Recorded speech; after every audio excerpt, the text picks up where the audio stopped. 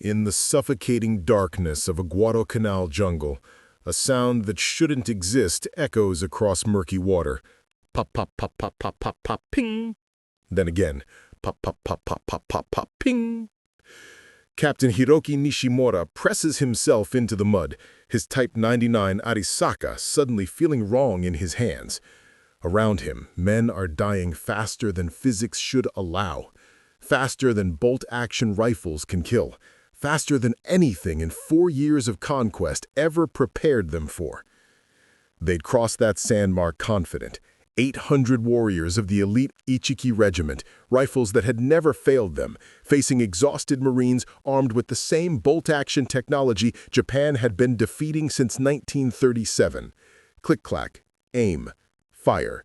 Click-clack, aim, fire. That was the rhythm of modern warfare.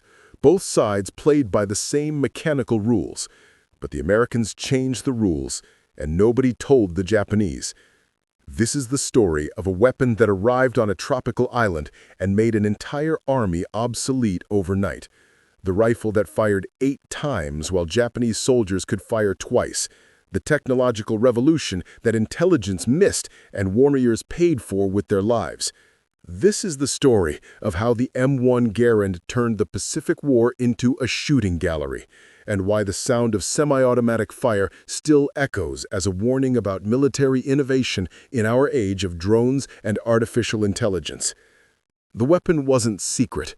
American soldiers had been carrying it since 1936, but somehow, impossibly, Japan's entire military intelligence apparatus never understood what it meant. Until that night, until those sounds, until Captain Nishimura watched his regiment disintegrate under firepower that shouldn't have existed. What happens when one army brings rifles from the future while the other fights with weapons from the past? You're about to find out. The story begins not with generals or grand strategy, but with 2 men separated by an ocean and united by obsession. Both trying to solve the same problem. How do you make a rifle fire faster without making it less reliable? In Tokyo, Lieutenant General Kijiro Nambu bent over his drafting table, the weight of tradition pressing on his shoulders like physical force. The year was 1905, and Japan had just shocked the world by defeating Russia, the first time an Asian power had beaten a European empire in modern warfare. And they'd done it in part with Nambu's rifles. But Nambu knew something his celebrating countrymen didn't. Japan had won despite its weapons, not because of them. The bolt-action rifles his soldiers carried were good, precise, reliable, accurate enough to drop a man at 400 meters, but they were also slow. Click-clack, 1 shot, then 2 seconds of mechanical manipulation before the next shot. Expose yourself, fire, duck, work the bolt, chamber the next round. Expose yourself again, fire. What if there was a better way? Nambu experimented with semi-automatic designs as early as 1906, rifles that use the force of 1 shot to chamber the next round automatically. Pull the trigger 8 times, get 8 bullets. No bolt to work, no pause in the rhythm of death. But every prototype failed. The mechanisms jammed in mud, gas systems fouled in humidity, precision parts seized in battlefield conditions.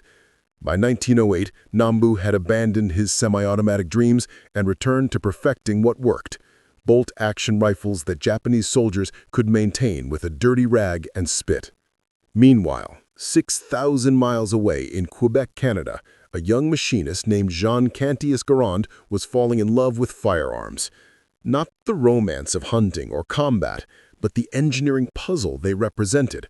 How do you capture and redirect the violent explosion of gunpowder into smooth, repeatable mechanical motion? Garand's genius wasn't dramatic innovation. It was patient perfection. He emigrated to America in 1904, found work in textile mills, and spent his evenings sketching rifle mechanisms by lamplight. In 1919, the U.S. Army noticed his work and hired him to design weapons at Springfield Armory. His assignment: create a semi-automatic rifle reliable enough for infantry use. The challenge was staggering. Previous semi-automatic designs worked fine on shooting ranges, but failed catastrophically in real combat. Mud gummed up gas systems, humidity corroded precision parts, the violent cycling of automatic actions shattered components under sustained fire. Most military experts believed semi-automatic infantry rifles were a fantasy. Nice in theory, impossible in practice. Garand spent 16 years proving them wrong. His breakthrough came from understanding that reliability mattered more than perfection. His gas-operated system was brilliant in its simplicity. When a round fired, expanding gases pushed a piston that drove the bolt backwards, ejecting the spent cartridge and chambering a fresh round from an 8-round clip. The entire cycle happened in a fraction of a second. Pull the trigger, the rifle fires. Pull again, it fires again. 8 times without pause. By 1932, Garand's prototype was functioning flawlessly. By 1936, the U.S. Army adopted it officially as the M1 rifle. And by 1938, American factories were churning out them by the thousands, preparing for a war that hadn't started yet, but everyone knew was coming. The Japanese watched this development with interest, but not alarm. Their intelligence analysts noted that America was fielding a new infantry rifle. They observed that it was semi-automatic. They even obtained samples through diplomatic channels and tested them. But they reached a conclusion that would cost thousands of Japanese lives.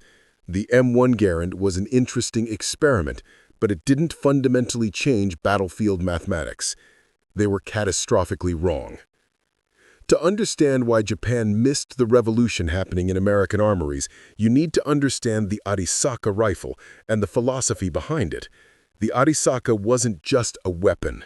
It was an expression of Japanese military culture, precision, discipline, and the warrior spirit elevated above mere technology. The Arisaka family of rifles takes its name from Colonel Arisaka Nariakira, who oversaw their development in the 1890s.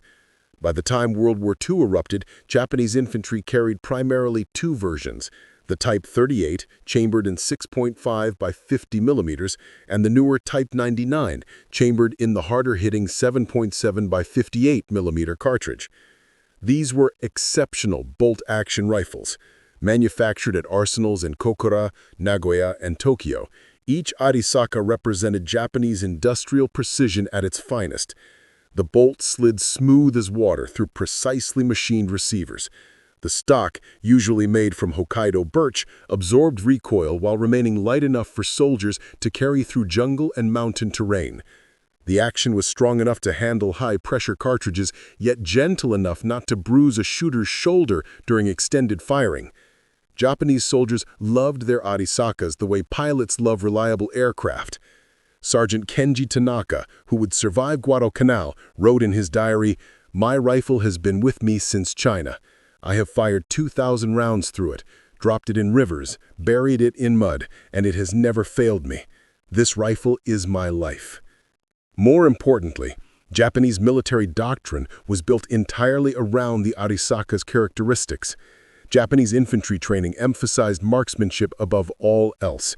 Recruits spent months on rifle ranges, learning to work the bolt with mechanical precision while maintaining sight picture and breathing control. An experienced Japanese soldier could fire 15 aimed rounds per minute with his Arisaka. Click-clack, aim, fire. Click-clack, aim, fire. Maintaining accuracy that put rounds on man-sized targets at 300 meters. This wasn't spray and pray. This was Bushido applied to ballistics. One shot, one kill, the way of the warrior made manifest in 7.7 millimeter precision. The Japanese had built their entire infantry tactics around this bolt-action foundation. Squads maneuvered in tight coordination, each rifleman providing covering fire while others advanced. The discipline required to maintain this fire maneuver rhythm under enemy fire was extraordinary, but Japanese soldiers were trained from childhood to value discipline above individual survival. And it had worked spectacularly. At Marco Polo Bridge in 1937, Japanese Arisaka fire shattered Chinese formations. In the Philippines, Japanese infantry outfought American and Filipino defenders armed with Springfield M1903s, also bolt-action rifles. In Malaya and Burma, disciplined Japanese marksmanship broke British resistance. By 1942, Japanese military leadership had every reason to believe their tactics were superior to anything the Allies could field. The Arisaka had earned its reputation in blood. Japanese soldiers carrying these rifles had conquered territory from the frozen Manchurian plains to the steaming jungles of Java. They had defeated Chinese armies 10 times their size. They had humiliated European colonial powers. The rifle in their hands had become a symbol of Japanese military invincibility. But symbols don't stop bullets, and tactics built around bolt-action timing become death traps when the enemy can fire 3 times faster.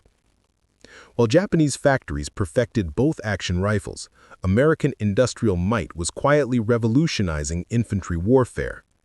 The M1 Garand wasn't just an incremental improvement, it was a weapon from a different era of warfare entirely.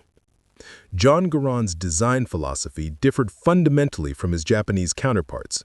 Where Nambu had prioritized perfection and abandoned semi-automatic designs when they proved difficult, Garand embraced complexity and solved it through engineering persistence. The M1 Garand contained 62 separate parts, compared to the Arisaka's 42. But every additional part served a purpose: reliability under battlefield conditions.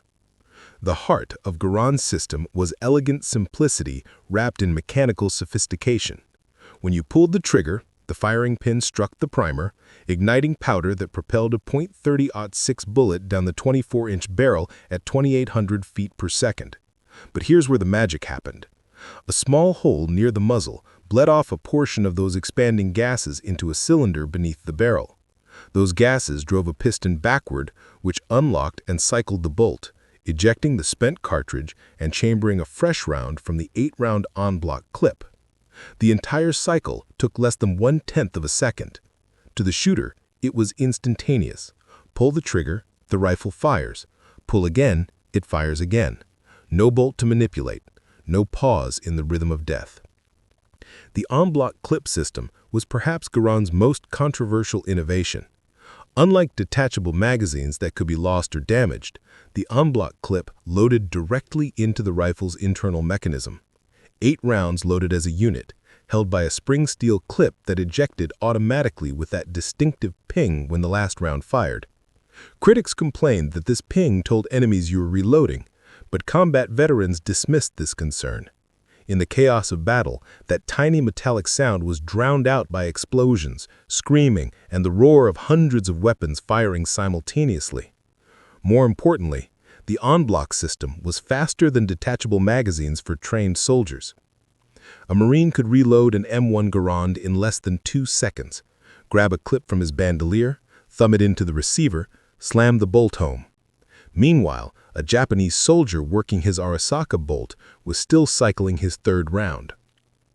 The .30-06 Springfield cartridge gave the M1 Garand reach and hitting power that matched or exceeded the Japanese 7.7mm round.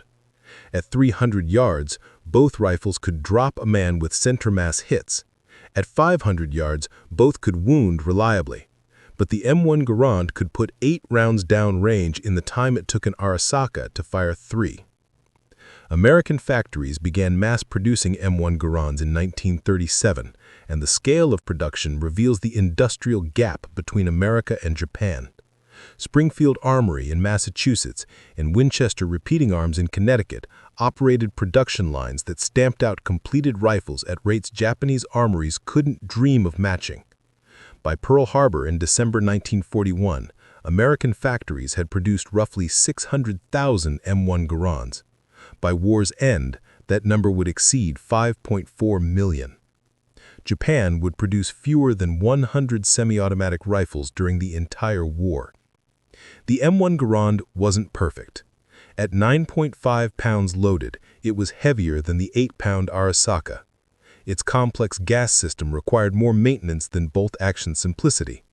And that famous ping of the ejecting clip remained controversial among soldiers who believed it revealed their position.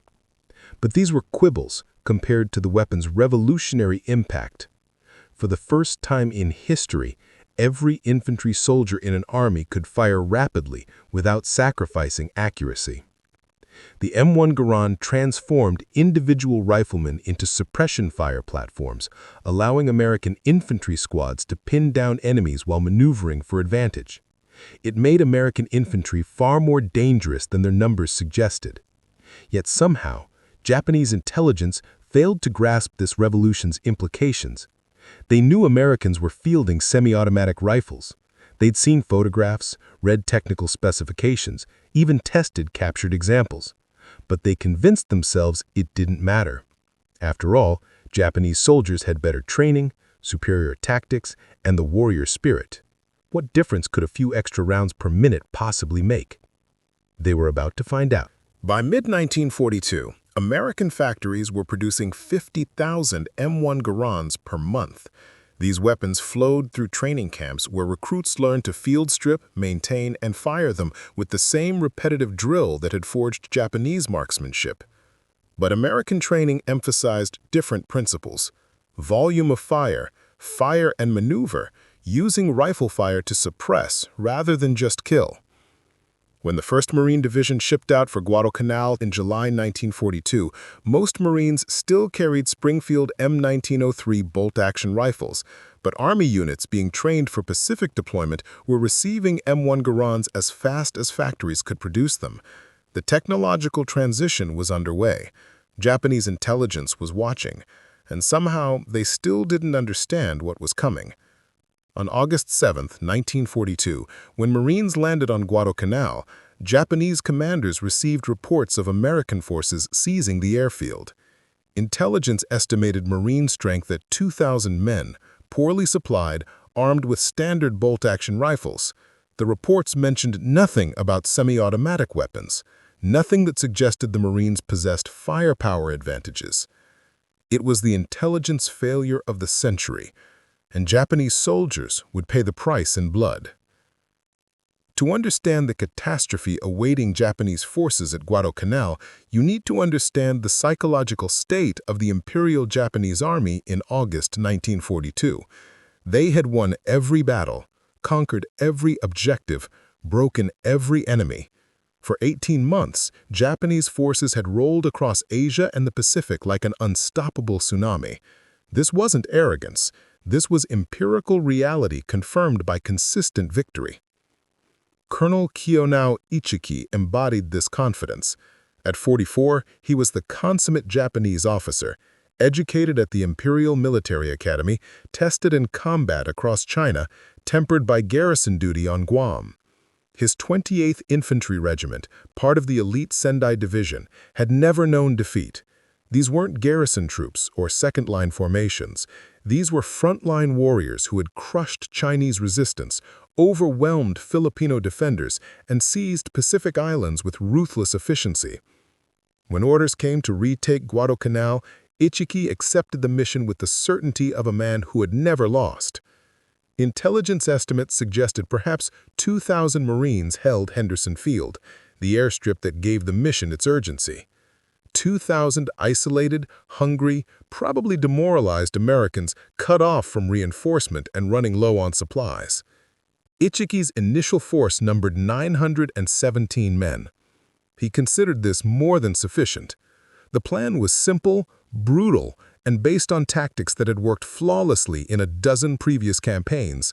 Land at night, march through the jungle, hit the Marines at their weakest point, and drive them into the sea before they could coordinate a defense. Every man in Ichiki's command carried an Arisaka rifle and the absolute confidence that their training, discipline, and warrior spirit made them superior to any enemy. This wasn't racist ideology or crude nationalism. This was the rational conclusion drawn from 18 months of unbroken victory. In the humid nights before the attack, Ichiki's officers gathered under palm fronds to review intelligence reports and finalize tactics. Captain Hiroki Nishimura, commanding a rifle company, listened as Colonel Ichiki laid out his assessment with the calm certainty of a mathematics professor solving an equation. "The Americans are isolated," Ichiki explained, pointing to a crude map drawn on the back of a ration box. Their supply ships have been harassed by our submarines and aircraft. They're hungry, low on ammunition, probably sick with tropical diseases. Intelligence reports no reinforcement for at least 2 weeks. He tapped the map where a creek met the ocean, a sandbar visible at low tide. We'll cross here at Alligator Creek. Their defensive positions are thin. Their morale is broken. A determined night assault will shatter them. Lieutenant Hiroshi Matsumoto, the regiment's operations officer, added technical details. The Marines are equipped with M1903 Springfield rifles, bolt-action, 5-round magazine, identical in principle to our Type 99. Their rate of fire matches ours. Their tactics will be defensive, predictable, desperate. Around the circle, officers nodded. This assessment matched everything they'd experienced in previous battles. American forces fought with courage but lacked the discipline of Japanese infantry. Their individualistic culture made them ill-suited for the collective sacrifice warfare demanded. And most critically, their weapons were no better than Japanese weapons. Same bolt-action technology, same rate of fire, same mechanical limitations. Sergeant Kenjiki Tanaka, a 12-year veteran who had fought from Shanghai to the Philippines, prepared his squad with meticulous care. Each man carried 120 rounds for his Arisaka in stripper clips that loaded 5 rounds at a time. Bayonets were sharpened to razor edges. Rice balls and water filled canteens. They traveled light. Speed and surprise mattered more than heavy equipment. Private Yamamoto, barely 19 but already a veteran of the Bataan Peninsula, asked the question that had been nagging at several soldiers. "Sergeant, the reconnaissance patrol that made contact with Marines 2 days ago, they reported strange sounds from American weapons. Not the crack of bolt-action rifles, but something faster. Too rapid for bolt-action rifles, too controlled for machine guns." Sergeant Tanaka hesitated. He'd heard those reports too.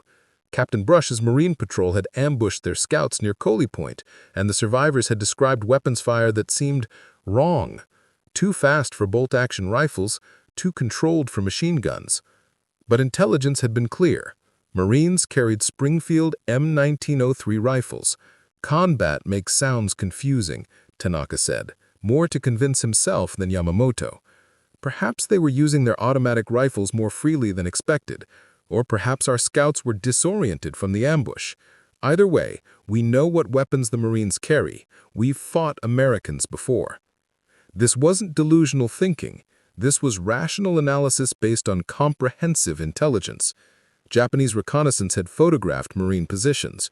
Radio intercepts had provided American communication patterns. Prisoner interrogations from other islands had described Marine equipment in detail.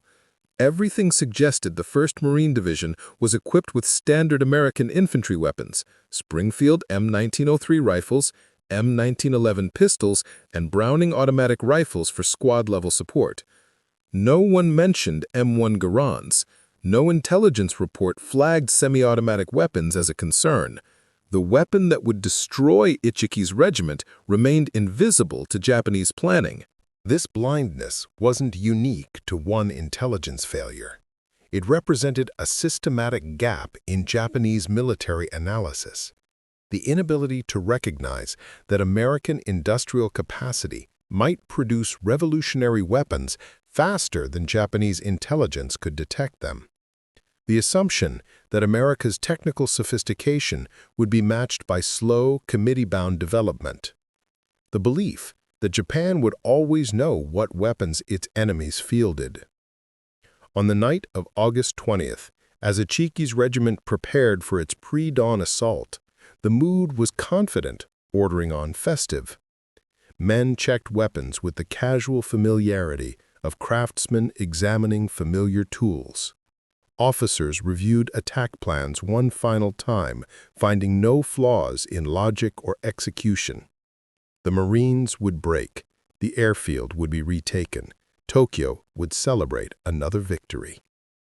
What none of them knew, what none of them could know, was that across that creek, in those American positions, a technological revolution waited to rewrite the rules of infantry combat. The Marines they were about to attack weren't carrying Springfield M1903s. They weren't limited to bolt-action fire rates. They were carrying weapons from the future, and the future was about to teach the past a bloody lesson. As midnight approached on August 20th, 1942, Lieutenant Colonel Edwin Hollick's Marines of the 2nd Battalion, 1st Marines, prepared for what they knew was coming. Jungle drums, enemy units signaling through the darkness, splashing sounds from the creek, the unmistakable noise of hundreds of men moving through vegetation. But unlike the Japanese, who were about to receive the shock of their lives, the Marines knew exactly what weapons they carried. And more importantly, they knew what those weapons could do. Most of Pollock's Marines still carried Springfield M1903 bolt-action rifles. These were good weapons, accurate, reliable, familiar. But scattered throughout the defensive positions were newer rifles that had arrived with recent reinforcements. Weapons that confused supply sergeants because they didn't quite match the M1903s everyone was trained on. Private First Class John Rivers, manning a position along Alligator Creek, had received his M1 Garand just 3 weeks earlier. The supply sergeant had thrust it into his hands with a brief explanation. Semi-automatic, 8 rounds, fires as fast as you can pull the trigger. Don't waste ammo. Rivers had taken it to the makeshift range behind Henderson Field and burned through 80 rounds in practice. The rifle felt heavier than his old Springfield, but the difference in firepower was staggering. He could fire 8 aimed shots in the time it took his buddy with the Springfield to fire 3. The recoil was manageable.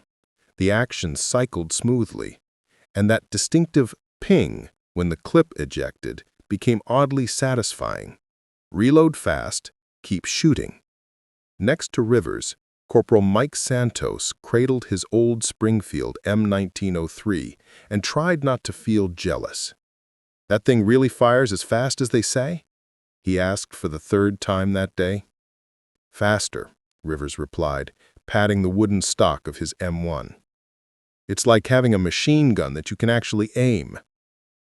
This conversation was happening in dozens of positions along the Marine perimeter. Some positions had M1 Garands, others had Springfields. Nobody really understood why the distribution was so random, military supply chains being what they were. But the effect would prove devastating to the Japanese attacking. Colonel Ichiki's intelligence had been correct about one thing. Many Marines did carry Springfield M1903s. But intelligence had completely missed the M1 Garands scattered throughout Marine ranks, and they had certainly missed what those weapons meant tactically.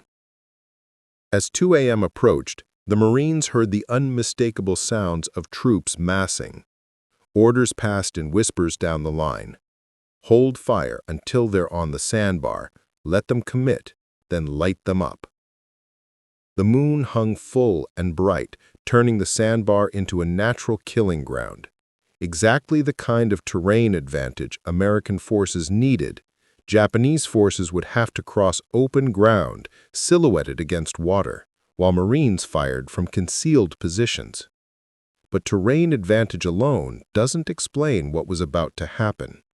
The real advantage was something Japanese intelligence couldn't see on maps or detect through reconnaissance: firepower density that would turn tactical advantage into complete slaughter.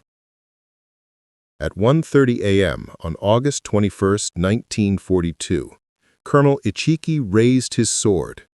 Starlight caught the blade for just a moment before clouds swallowed it. Then 917 Japanese soldiers surged forward to what they believed would be another routine victory. Captain Nishimura led his company across the sandbar, Type 99 Arisaka held at port arms, boots splashing through ankle-deep water as the tide retreated. Around him, the distinctive rhythm of Japanese infantry assault, measured breathing, synchronized movement, and the quiet confidence of professionals executing familiar tactics. The 1st Marine positions materialized from the darkness like nightmare apparitions. Nishimura raised his Arisaka, sighted on a muzzle flash, and squeezed the trigger. The rifle barked. He immediately worked the bolt. Click, clack, ejecting the spent cartridge and chambering another round. This was muscle memory, refined through 10,000 repetitions. Aim, fire, cycle the bolt, reacquire target. 1 second to aim, 1 second to fire, 2 seconds to cycle and reacquire. This was the rhythm of modern bolt-action warfare, perfected through generations of refinement. Then, the world exploded in impossible sound. Pop, pop, pop, pop, pop, pop. From a single Marine position directly ahead, 8 shots erupted in the time it took Nishimura to cycle his bolt once. Not the wild spray of automatic fire, not the broad pattern of a light machine gun. These were aimed, deliberate shots coming from what had to be a shoulder-fired rifle. But that was impossible. Rifles didn't fire that fast. "What is that sound?" Nishimura shouted to Sergeant Tanaka. But Tanaka was staring in horrified fascination at the muzzle flashes across the creek. Where there should be single flashes followed by pauses for bolt operation, there was continuous fire. Rapid but controlled, aimed but devastating in volume. Private Yamamoto, charging beside them, suddenly spun and dropped. Then Private Sato, then Corporal Nakamura. Not one at a time the way men fall to aimed rifle fire, but in rapid succession. 3 men down in the time it took Nishimura to work his Arisaka bolt twice. Nishimura worked his bolt frantically. Click-clack, chamber around, aim, fire. But in the time it took him to complete this cycle, he heard 8 distinct shots from the American position directly ahead. 8 shots in the time he could fire once? Impossible! He screamed into the chaos. But the evidence surrounded him. Japanese soldiers were falling faster than replacements could fill the gaps, not because Americans were better marksmen, though many were excellent shots, but because they were firing impossibly fast. Each American seemed to possess the firepower of 3 or 4 Japanese riflemen. Sergeant Tanaka dropped to one knee, working his bolt with the mechanical precision drilled into him since basic training. Click-clack, chamber around, aim, fire. But the American across from him maintained a steady rhythm of fire that never paused, never slowed, never stopped for bolt operation. "Those aren't Springfields," Tanaka shouted over the growing chaos. "Those aren't bolt-action rifles." The realization hit Captain Nishimura like a physical blow. The Americans weren't using bolt-action rifles at all. They were using semi-automatic weapons, rifles that fired as fast as a man could pull the trigger without ever needing to work a bolt. How? Intelligence had been explicit. Marines carried Springfield M903s. Same bolt-action technology Japan had been facing and defeating for 4 years. When had the Americans developed and fielded a semi-automatic rifle? Why hadn't Japanese intelligence detected it? The answer came in a sound that would haunt Nishimura's nightmares. Ping. That distinctive metallic clang of an empty 8-round clip ejecting from an American rifle. But before Nishimura could process what that sound meant, it was immediately followed by the resumption of rapid fire as the American soldier slammed in a fresh clip and continued shooting. 8 rounds. The Americans were carrying rifles that held 8 rounds and fired them as fast as a man could squeeze the trigger. Around Nishimura, the assault disintegrated.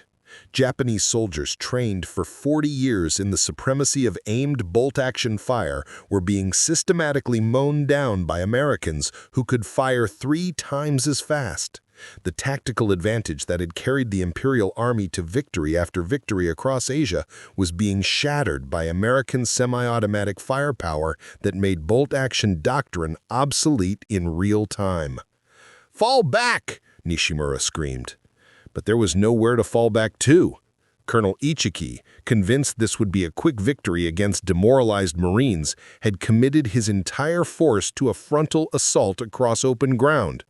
That ground was now a killing field swept by semi-automatic fire that transformed American numerical disadvantage into overwhelming firepower superiority.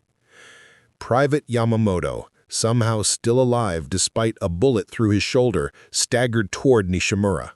Blood soaked his uniform, but terror rather than pain dominated his expression. "Captain Son, what are those weapons? They fire like machine guns, but aim like rifles." Before Nishimura could answer, Marine reinforcements surged forward.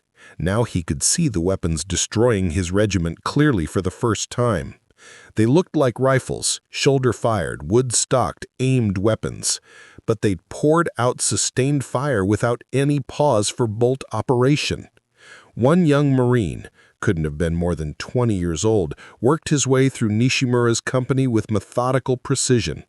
8 shots, ping, reload. 8 more shots, ping, reload. In the time it took Nishimura to fire twice with his Arisaka, this single American had fired 16 aimed rounds. The mathematical reality was devastating and instantly obvious.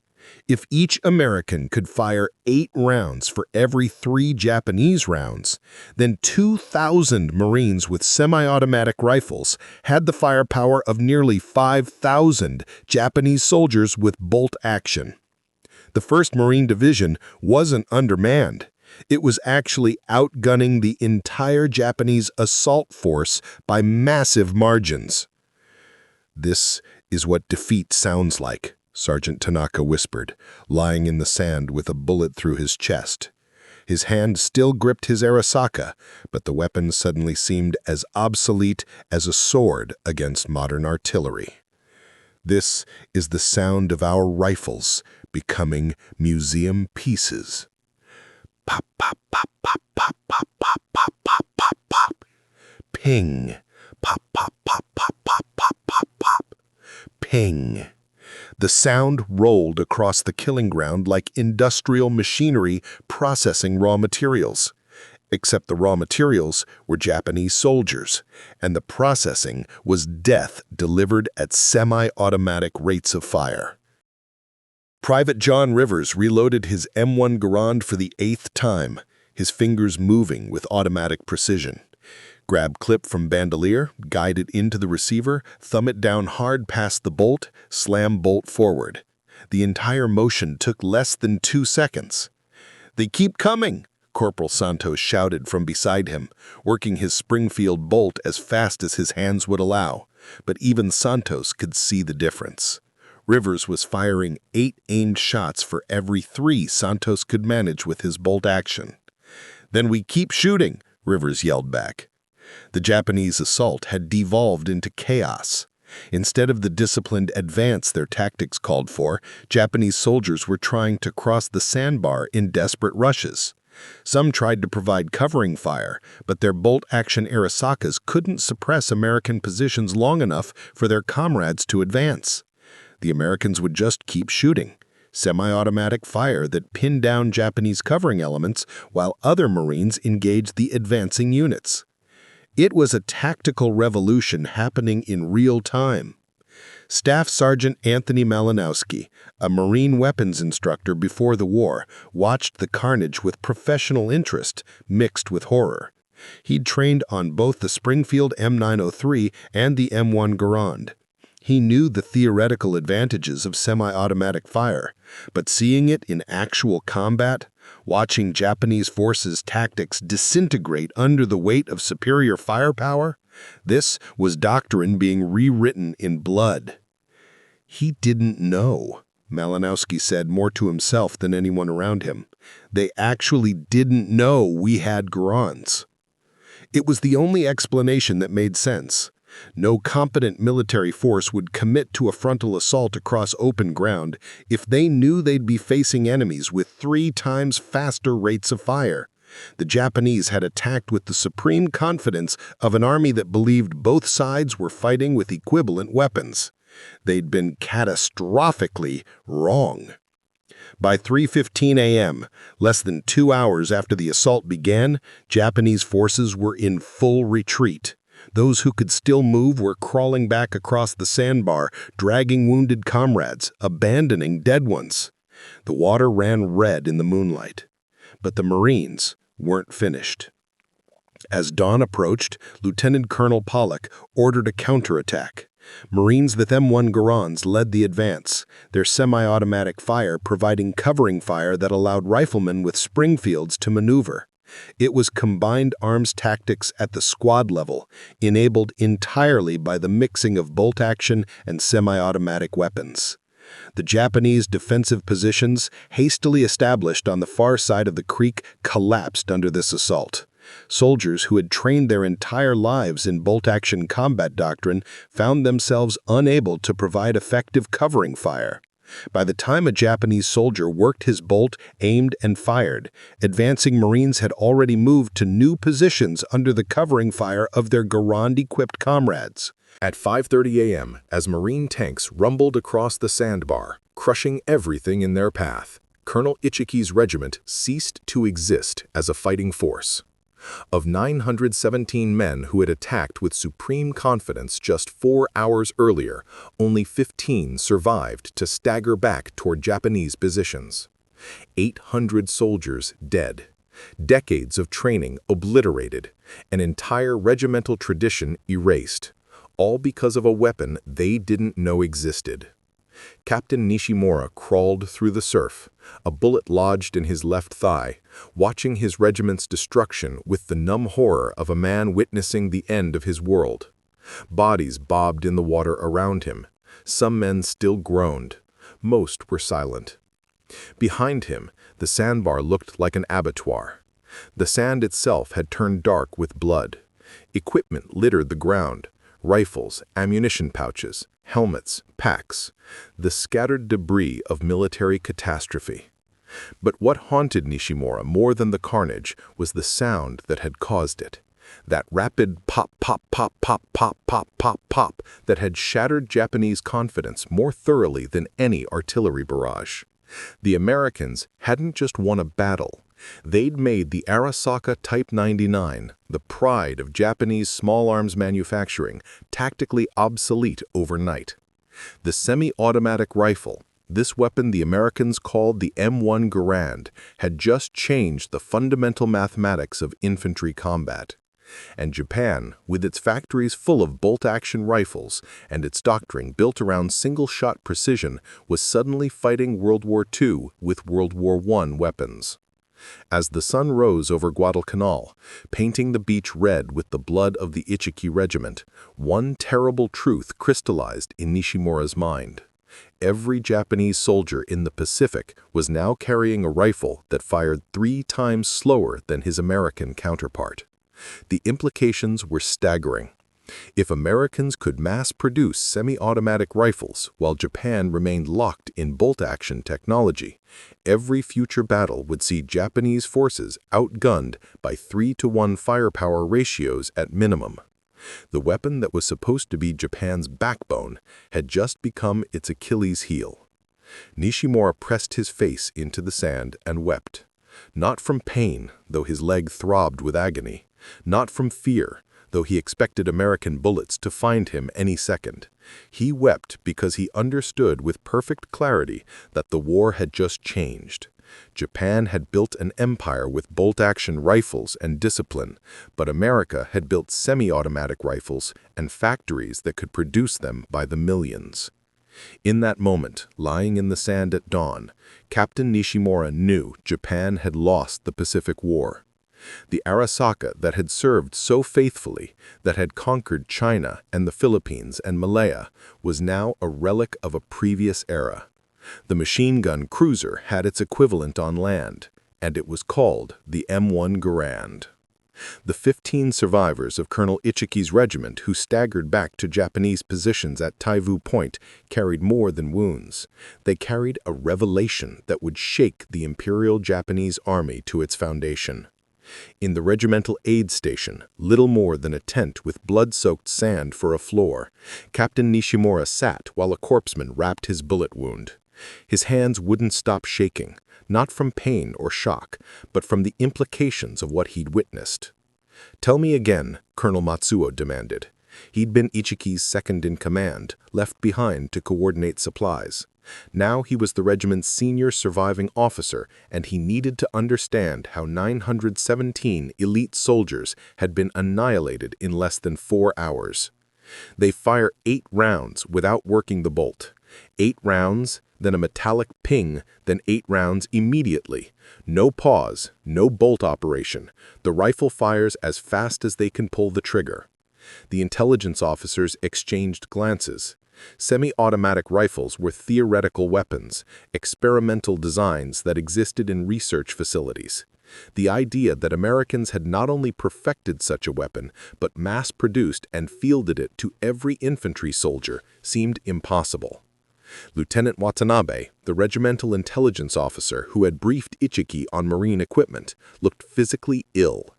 His pre-battle assessment had been explicit. Marines armed with Springfield M1903 bolt-action rifles, same 5-round capacity as Japanese Arisakas, equivalent rates of fire. "But our intelligence photographs," Watanabe began, "were apparently outdated or incomplete," Nishimura interrupted, exhaustion making him blunt. "I don't know when the Americans fielded these weapons. I don't know how many Marines carry them versus old Springfields. But I know what I saw, and I know 800 men died because we didn't know." The silence in that tent was profound. Military intelligence failures happen. Miscalculations occur. But completely missing a revolutionary weapon system that fundamentally alters combat effectiveness, that was catastrophic negligence. Over the next week, as radio operators transmitted reports back to Imperial General Headquarters in Tokyo, Japanese military leadership struggled to comprehend the magnitude of their intelligence failure. Urgent queries went out to field commanders across the Pacific. "Have you encountered American semi-automatic rifles? What do we know about this weapon?" The answers that came back revealed a stunning pattern of missed signals and dismissed warnings. It turned out Japanese intelligence had encountered the M1 Garand before, multiple times in fact. In early 1941, Japanese military attachés in Washington had attended an American weapons demonstration where the M1 Garand was displayed. They'd filed reports noting it was an interesting semi-automatic design, but concluded it was unlikely to see widespread deployment due to complexity and manufacturing challenges. In May 1942, after the Battle of Midway, Japanese forces had recovered some American equipment from downed aircraft and sunken ships. Among the salvaged items, 3 M1 Garands in watertight cases, apparently spare weapons for Marine aviation ground crew. These rifles were sent to Yokosuka Naval Arsenal for evaluation. The technical analysis had been thorough. Japanese engineers stripped the Garands, photographed every component, tested the gas-operated system, and concluded the design was sound but complex. Their report noted, "This weapon represents advanced American manufacturing capability, but is unlikely to be fielded in large numbers due to precision tolerances required for reliable function." That assessment would prove to be one of the most costly misjudgments in military history. What Japanese intelligence failed to grasp was American industrial capacity. While Japanese analysts saw a complex weapon requiring precision manufacturing, American factories saw a challenge to be solved through industrial organization. Springfield Armory and Winchester had developed production techniques that could stamp out M1 Garands by the thousands while maintaining the tight tolerances necessary for reliable function. By August 1942, when Ichiki's regiment attacked across that sandbar, American factories had already produced over 800,000 M1 Garands. More were rolling off production lines every single day. And Japanese intelligence still believed the weapon was too complex for mass production. The intelligence failure extended beyond just missing the weapon's proliferation. Japanese tactical analysts also failed to understand the weapon's implications for infantry doctrine. Major Sato, a tactical instructor at the Imperial Army Infantry School, had actually written a paper in early 1942 analyzing the theoretical impact of semi-automatic rifles on infantry combat. His conclusions were sobering. If an enemy force can fire 3 times as fast as our forces, they effectively triple their firepower density. Our traditional tactics of disciplined bolt-action marksmanship would become obsolete. Infantry assaults across open ground would become suicidal. The paper had been filed and forgotten. After all, it was theoretical analysis about a weapon the Japanese intelligence insisted wasn't being widely fielded. Now, Sato's theoretical analysis was Captain Nishimura's bloody reality. As reports from Guadalcanal filtered through Japanese military channels, the scale of the disaster became clear. But beyond the immediate tactical defeat, strategic thinkers began grasping the broader implications. If every American infantryman could fire 3 times as fast as every Japanese soldier, then Japan's numerical advantages in the Pacific meant nothing. The 164th Infantry Regiment of the U.S. Army, which would arrive at Guadalcanal in October 1942, would demonstrate this reality. Army soldiers equipped with M1 Garands integrated seamlessly with Marines, and suddenly, American defensive positions became even more formidable. Lieutenant Colonel John B. George, serving with the 164th, would later write in his combat diary, "The M1 Garand is probably the very best rifle in the war and the best military hand weapon ever placed on the battlefield. Watching these rifles in action, I understand why the Japanese seem desperate to close to bayonet range. They can't win firefights at rifle range anymore." Marine units, observing the enormous firepower advantage that Army units enjoyed, began clamoring for M1 Garands to replace their old Springfield M1903s. The Corps had been slow to adopt the weapon, partly from institutional conservatism, partly from supply chain complexities.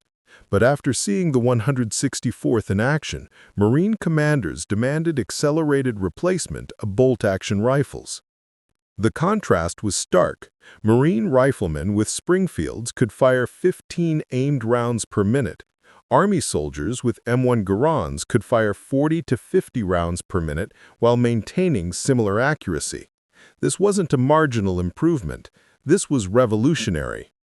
Japanese military leadership faced a terrible choice: acknowledge the technological deficit and attempt to develop their own semi-automatic rifles, or double down on existing bolt-action doctrine and try to overcome firepower disadvantage through superior tactics and warrior spirit.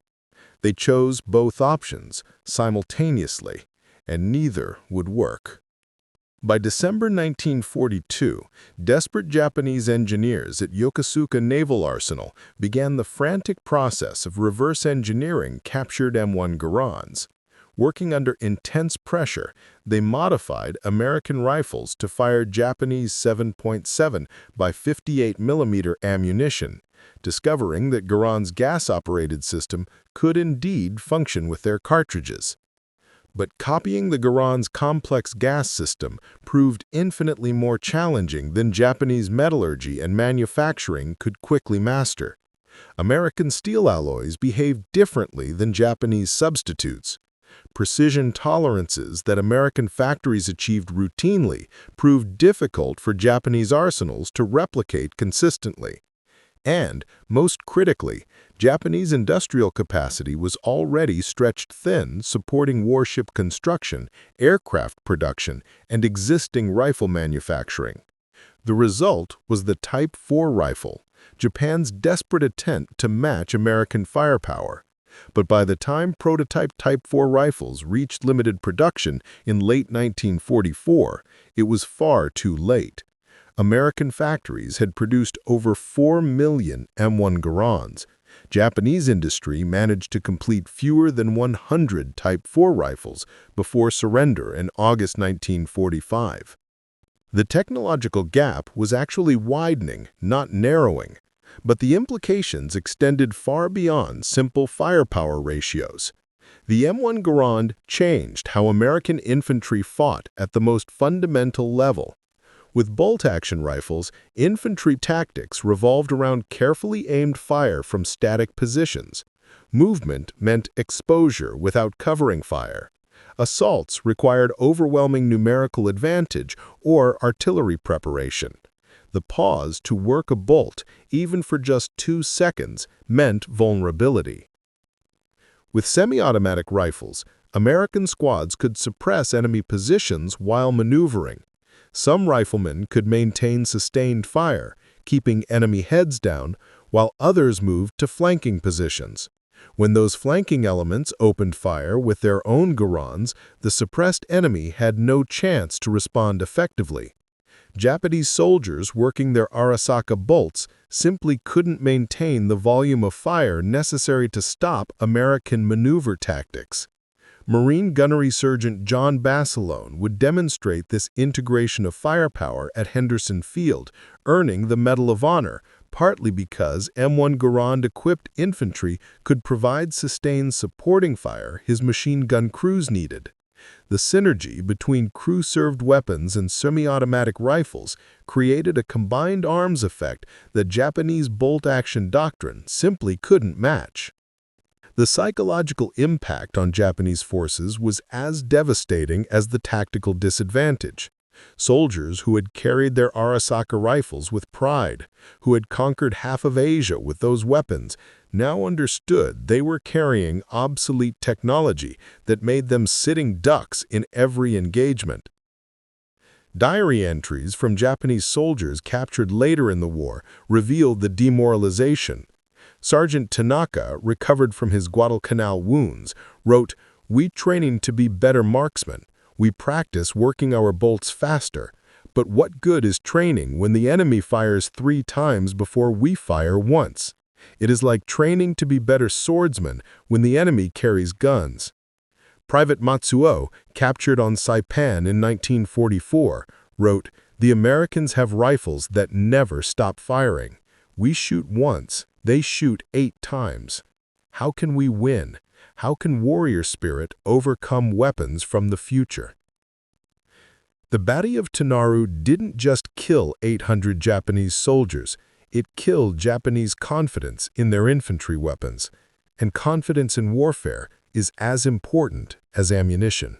While Japanese engineers struggled to copy the M1 Garand, American industry was already moving beyond it. By 1943, U.S. Ordnance Departments were testing fully automatic rifles, improved ammunition, and advanced fire control systems. The technological gap wasn't staying static, it was accelerating.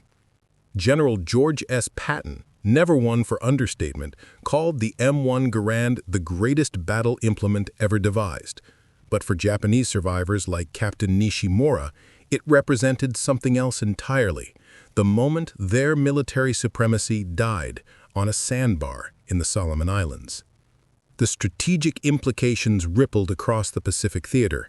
Every island assault, every jungle engagement, every defensive position now tilted in America's favor because of firepower density. Japanese commanders couldn't rely on traditional tactics anymore. The fundamental mathematics of infantry combat had changed. Consider the Battle of Tarawa in November 1943.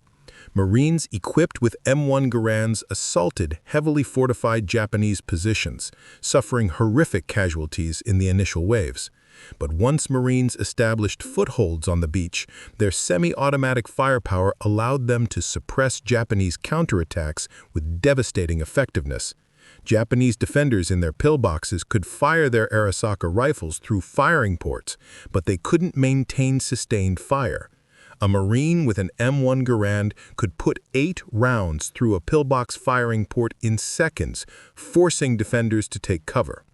That brief suppression allowed other Marines with flamethrowers and satchel charges to close and destroy the fortification. With bolt-action Springfields, this tactic would have been far more difficult. The pause to work a bolt gave Japanese defenders time to respond. The M1 Garand eliminated that pause, compressing tactical cycles and making American infantry far more effective at reducing fortified positions. At Saipan, in June 1944, the firepower disparity became even more pronounced. By this point, most Marine and Army units in the Pacific were completely equipped with M1 Garands. Japanese defenders, still carrying Arisaka bolt actions, found themselves outgunned in every engagement.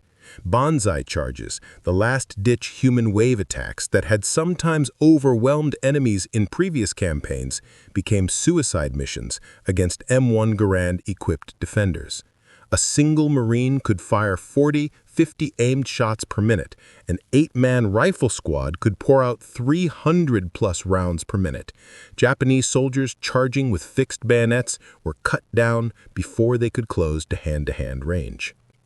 The warrior spirit, the dedication to emperor and nation, the willingness to die for victory, none of it mattered when facing semi-automatic fire that could decimate an entire company in minutes.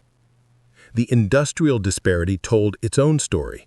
By 1945, American factories had produced 5,468,772 M1 Garand rifles. Let that number sink in. 5.5 million semi-automatic rifles, each one capable of tripling an individual soldier's firepower. Meanwhile, Japan managed to produce approximately 100 Type 4 semi-automatic rifles. Not 100,000, not 10,000, just 100. This wasn't just a technological gap. This was an industrial civilization gap. America could design, refine, mass-produce, and field revolutionary weapons systems while simultaneously building aircraft carriers, bombers, submarines, and tanks. Japanese industry, stretched to breaking, could barely maintain production of existing weapons while attempting to match American innovation. The reasons for this disparity were complex. American steel production dwarfed Japanese capacity. American machine tool industries could produce the precision equipment necessary for complex weapon manufacturing. American industry organization, learned from decades of automotive production, allowed rapid scaling of complex manufacturing processes. But perhaps most importantly, American industry wasn't under attack. Factories in Michigan and Massachusetts produced weapons 24/7 without fear of bombing raids. Japanese factories, especially after 1944, faced increasingly devastating American air attacks that disrupted production and destroyed manufacturing capacity. The Type 4 rifle, when Japanese engineers finally got it working reliably, was actually a decent weapon.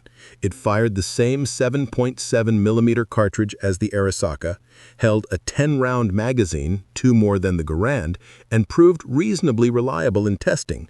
But reasonably reliable and limited production couldn't overcome absolutely reliable and 5.4 million produced. Some Japanese units received a handful of Type 4 rifles in the war's final months. These weapons were distributed to the most skilled marksmen as a force multiplier. But giving 1 man in 10 a semi-automatic rifle doesn't overcome the enemy having every man equipped with semi-automatic rifles. The mathematics were brutal and unforgiving. An American rifle squad with 8 M1 Garands could deliver 300-plus aimed rounds per minute. A Japanese rifle squad with 7 Arisakas and 1 Type 4 could maybe deliver 120 aimed rounds per minute. The Americans still outgunned them 2.5 to 1. The psychological warfare aspects of the M1 Garand deserve consideration. That distinctive ping of the ejecting clip became one of the most recognizable sounds of the Pacific War. Japanese soldiers learned to listen for it. The sound meant an American rifleman was reloading, vulnerable for 2 seconds. But in practice, that ping rarely provided useful tactical information. In the chaos of combat with grenades exploding, machine guns chattering, and artillery thundering, that tiny metallic sound was nearly inaudible. And even when Japanese soldiers did hear it and tried to exploit the reload window, they found Americans working in pairs, 1 man reloading while another providing covering fire. The reload vulnerability was theoretical. The firepower advantage was brutally real. More psychologically damaging was the sustained nature of M1 Garand fire.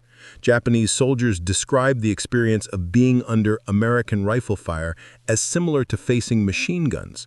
The continuous pop, pop, pop, pop, pop, pop, pop created suppressive effects that bolt-action rifles simply couldn't match. Suppressive fire, shooting to keep enemy heads down rather than necessarily kill them, became an American tactical advantage that Japanese forces couldn't replicate. With Arisaka's, maintaining suppressive fire meant exposing yourself repeatedly to work the bolt, aim, and fire. With M1 Garands, American soldiers could maintain sustained fire from covered positions, methodically working through their 8-round clips while Japanese soldiers remained pinned down. This allowed American infantry to maneuver with relative freedom.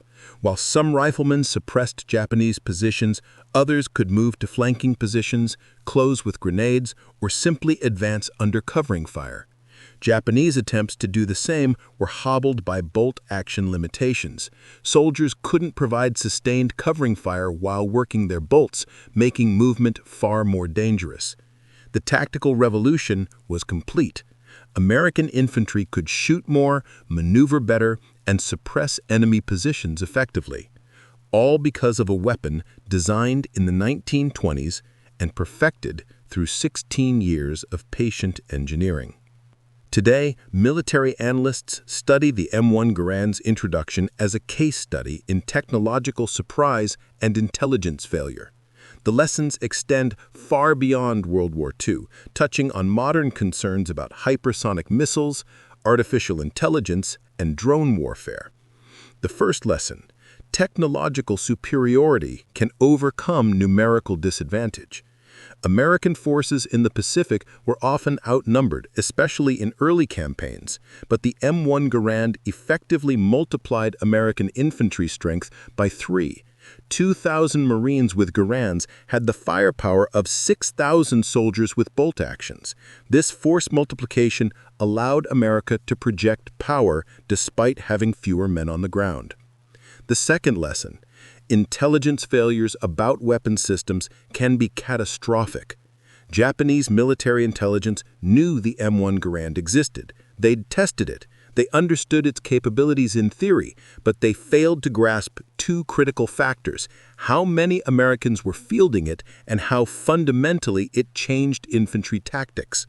This failure cost thousands of Japanese lives and contributed to strategic defeat. The third lesson: industrial capacity matters as much as design innovation. Japan actually had talented weapons designers who could have matched the Garand's performance if given resources and time.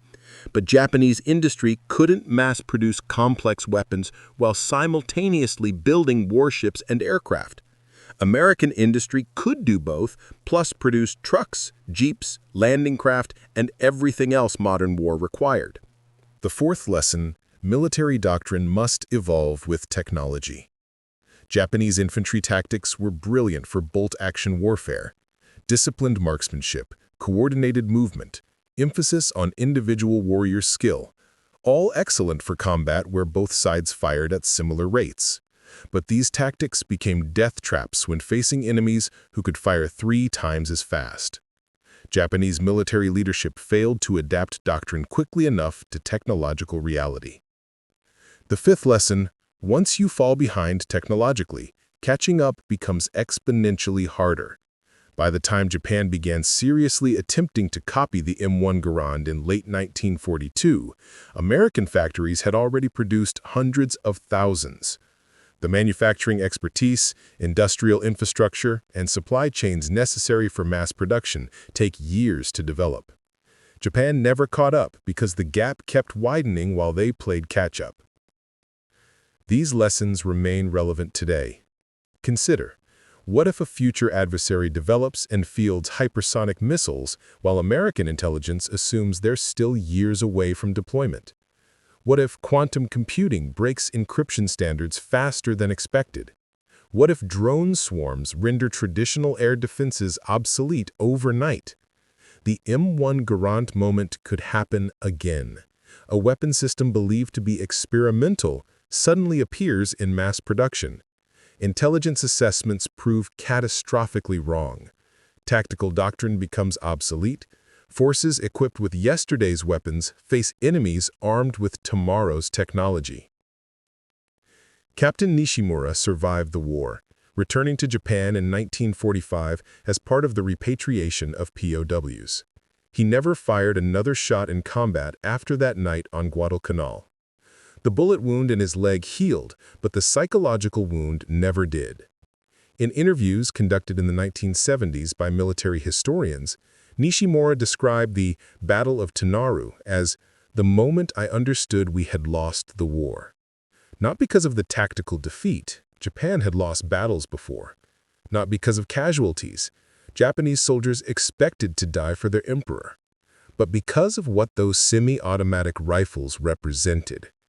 The Americans had moved into the future while we were still fighting in the past, Nishimura explained. Every time we charged, every time we set up defensive positions, every time we engaged American infantry, we were doing so with weapons that made us 3 times slower than our enemies. How do you win a war under those conditions? He couldn't. Japan couldn't. The Arisaka rifle had served honorably for decades, but honor doesn't stop bullets fired at triple rates. Sergeant Tanaka, who also survived after being captured on Saipan, wrote in his memoir, "The sound of that American rifle firing 8 shots without pause, that sound haunts my dreams 30 years later. It's the sound of Japan's defeat compressed into 3 seconds of rapid fire." The 15 survivors of Ichiki's regiment who made it back to Japanese lines all reported the same thing: American rifles that fired impossibly fast. But by the time their reports reached Tokyo, processed through layers of military bureaucracy, the moment for effective response had passed. Japan was already committed to a war it couldn't win, with weapons that couldn't compete against an industrial power that could outproduce and out-innovate Japanese efforts by orders of magnitude. The M1 Garand remained America's standard infantry rifle through the Korean War, where it again proved decisive against enemies still largely equipped with bolt-action rifles. Chinese and North Korean forces, many carrying the same bolt-action rifles that had armed them during World War II, found themselves facing the same firepower disadvantage that had destroyed Japanese forces a decade earlier. It wasn't until the 1960s that the M1 Garand was finally replaced by the M14, itself essentially an improved Garand with a detachable box magazine and selective fire capability. Even then, many soldiers mourned the old Garand's passing. The weapon had become legendary. The rifle that had won a war by changing the fundamental mathematics of infantry combat. John Garand, the quiet Canadian machinist who designed the rifle, lived until 1974. He received a $100,000 award from Congress in 1944 for his design work, but never received royalties from the millions of rifles produced. He remained characteristically modest about his achievement, insisting he'd simply solved an engineering problem. But that engineering problem had changed warfare forever. The M1 Garand proved that semi-automatic rifles could be reliable, manufacturable at scale, and tactically revolutionary. Every modern infantry rifle, from the AK-47 to the M16 to today's advanced systems, traces its lineage to Garand's innovation. The Arisaka rifle, meanwhile, became a collector's item and a symbol of Japan's World War II experience. Thousands were brought back to America by returning servicemen as war trophies. Today, gun collectors prize them for their quality manufacturing and historical significance. Shooting enthusiasts appreciate their accuracy and reliability. But nobody uses Arisakas for serious military purposes anymore. The rifle that had armed an empire became a museum piece, its bolt-action design relegated to history by the very weapon it had fought against. In April 2018, Paul Allen's research vessel, RV Petrel, discovered the wreck of USS Helena in 2,800 feet of water off Guadalcanal. The same expedition located numerous other wrecks from the naval battles that raged around the Solomon Islands in 1942-1943. But the land battles on Guadalcanal left their own archaeological evidence. Scattered throughout the jungle, corroding in tropical humidity, lie thousands of Arisaka rifles, dropped by dead soldiers, abandoned during retreats, buried in foxholes that became graves. Each one a physical reminder of the night when Japanese confidence met American innovation. Near the Tanaru River, still called that despite Americans initially misidentifying it as the Ilu, local guides can still point out the sandbar where Ichiki's regiment made its final charge. The jungle has reclaimed most evidence of the battle, but occasionally heavy rains expose artifacts, rifle cartridges, corroded bayonets, helmet fragments. Japanese and American veterans returned to Guadalcanal in the decades after the war, making pilgrimages to the places where their youth and innocence died. They dedicated memorials, held ceremonies, and tried to make peace with ghosts that have never quite rested. Captain Nishimura returned in 1982, 40 years after the battle. Standing on that sandbar, now covered in thick sand and vegetation, he told an interviewer, "I hear that sound sometimes, in quiet moments. Pop, pop, pop, pop, pop, pop, pop, pop. Ping. The sound of the future killing the past. The sound of our rifles becoming obsolete. The sound of Japan losing the war." Today, the Tanaru River flows peacefully into the ocean. The sandbar remains, though widened and shifted by decades of tides and storms. Tourists occasionally visit, though Guadalcanal remains off the beaten path for most travelers. The jungle keeps its secrets well. But the lessons of that night in August 1942 remained fresh. Military planners still study the Battle of Tanaru as an example of how technological surprise can devastate even elite forces. Intelligence agencies use it as a cautionary tale about the cost of underestimating enemy innovation. Weapons designers see it as validation that revolutionary rather than evolutionary designs can change warfare fundamentally. The sound that haunted Captain Nishimura, that rapid semi-automatic fire, echoes into our present moment as a warning about military complacency and technological surprise. Consider the parallels to modern warfare concerns. Hypersonic missiles. Like the M1 Garand in 1942, hypersonic weapons represent a quantum leap in capability. Traveling at speeds exceeding Mach 5, they can reach targets before traditional defenses can respond. If a potential adversary deploys these weapons at scale while American intelligence assumes they're still experimental, we face another Guadalcanal moment, discovering too late that the rules have changed. Artificial intelligence in weapon systems. AI-guided drones that can identify, track, and engage targets faster than human pilots or gunners represent the same kind of force multiplication that the M1 Garand provided in 1942. A future conflict where one side fields AI-enabled weapons while the other relies on human-controlled systems could see the same lopsided casualty ratios that American Marines inflicted on Japanese forces in 1942. Drone swarms. Hundreds of small, cheap drones acting in coordinated swarms can overwhelm traditional air defenses designed to stop small numbers of expensive aircraft or missiles. This represents another asymmetric advantage, like firing 8 rounds while your enemy fires 3.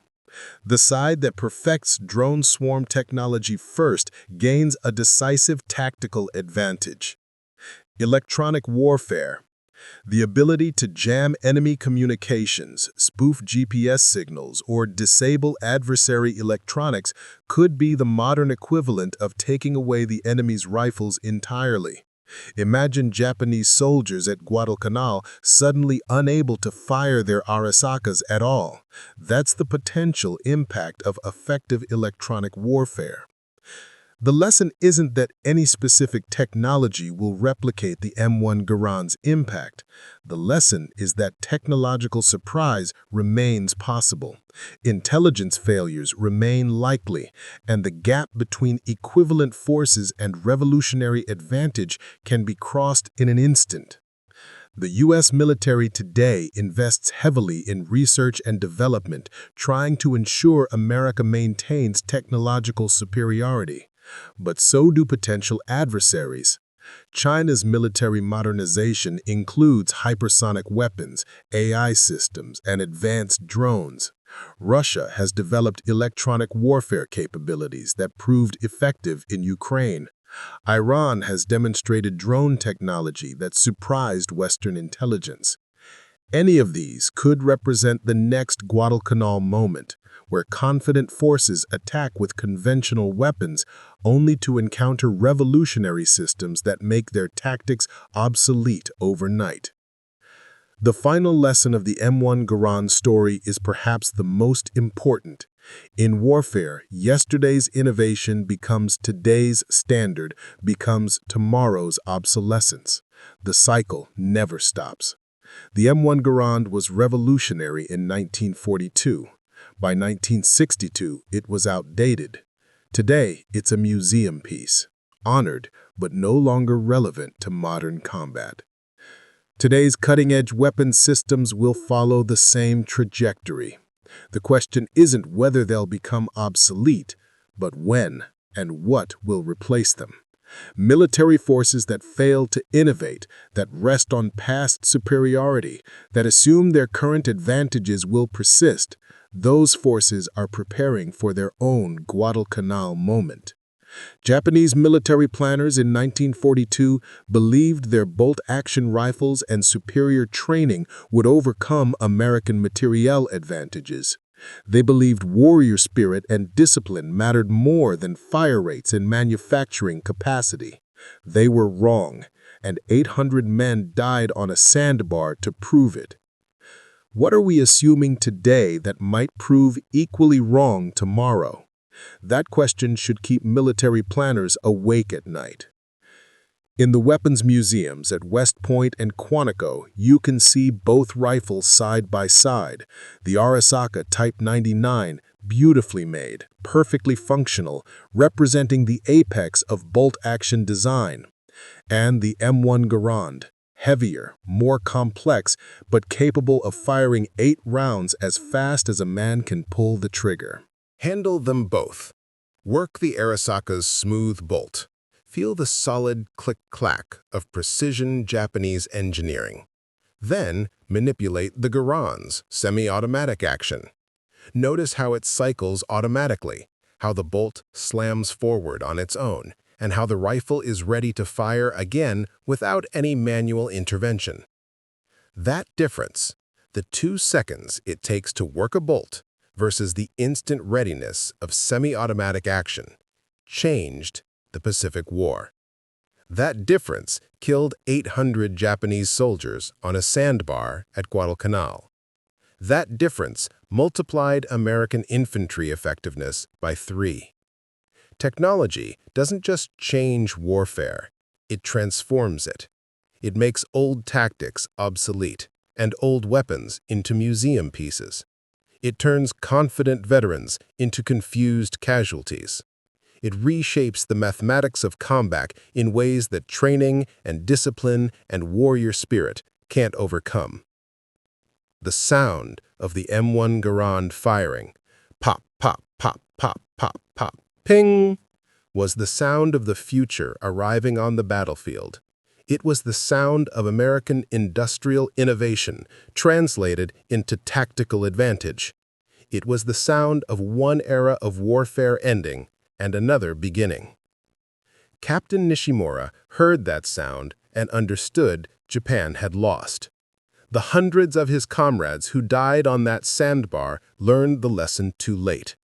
The millions of Japanese soldiers who continued fighting with bolt-action Arisakas for 3 more years faced the same firepower disadvantage in every engagement. The M1 Garand didn't win the Pacific War by itself, but it changed the fundamental calculus of infantry combat, giving American forces a decisive advantage that Japanese industry and tactics could never overcome. It proved that a single weapon system, properly designed and widely fielded, can render an entire enemy army obsolete overnight. In our modern age of rapid technological development, that lesson remains urgent. The next revolutionary weapon system is being developed right now in some laboratory or research facility by engineers who might not even realize they're changing warfare forever. Will it be hypersonic missiles, AI-guided weapons, directed energy systems, quantum radar, something we haven't even imagined yet? And more importantly, which side will field it first? Which military will be surprised by it? Which soldiers will find themselves in Captain Nishimura's position, suddenly understanding that the weapons they've trained with for years are now obsolete?